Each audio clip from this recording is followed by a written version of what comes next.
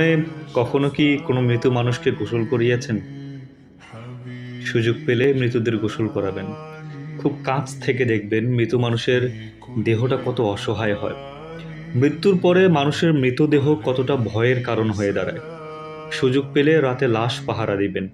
তখন বুঝতে পারবেন মৃত্যুর পরের প্রিয় মানুষটার লাশ রাতের বেলা আপনার কাছে কত অদ্ভুত লাগে, কত ভয়ের কারণ হয়ে ওঠে, কত আতঙ্কের কারণ হয়ে যায়। সুযোগ পেলে মৃত ব্যক্তির শরীরে একটু হাত লাগিয়ে কিছুক্ষণ স্পর্শ নিবেন।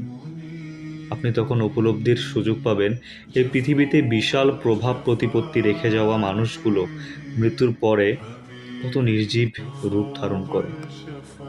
সুযোগ পেলে আপনজনদের লাশ কবরে নামাবেন খুব আগ্রহ নিয়ে। শেষবারের মতো মৃতদেহের মুখটি দেখার চেষ্টা করবেন এবং বরাবর উপলব্ধির চেষ্টা করবেন এই মৃতদেহের সাথে অনন্তকালের যাত্রার পথে এটাই আপনার জীবনের শেষ দেখা। জীবনের সুযোগ পেলে মাঝে মধ্যে কবরস্থানে গিয়ে নীরবে কিছুক্ষণ দাঁড়াবেন।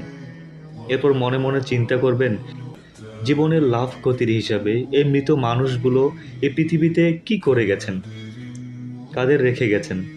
যাদের রেখে গেছেন তারা কি কখনো এই মৃত মানুষগুলোকে স্মরণ করার জন্য কবরস্থানের আশেপাশে আসে? আমাদের সবার শরীরেই কম বেশি রক্তকণা আছে। এ কথা চিরোত্তর সত্য যে আমাদের শরীরের প্রতিটি রক্তকণা শরীরে খুবই গুরুত্বপূর্ণ বহন করে। অথচ আমাদের শরীর থেকে কোনো রক্তকণা যদি বেরিয়ে যায়, সেটির যেমন কোনো গুরুত্ব থাকে না, তদ্রূপ আমাদের দেহ থেকে প্রাণটা বেরিয়ে গেলে আমাদের শরীরে অন্যের কাছে কোনো মূল্য থাকে না। আমাদের জীবনটা বড় বৈচিত্র্যময়। বেঁচে থাকতে আমরা এর জন্য ওর জন্য কত মায়া দেখাই, কত ভালোবাসা দেখাই। এ আমার ছেলে তো সে আমার মেয়ে, এ আমার ভাই তো সে আমার বোন।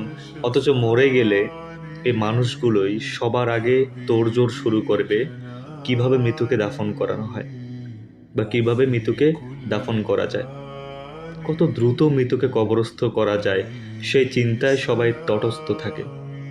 আমাদের জীবনটা আসলেই সাময়িক।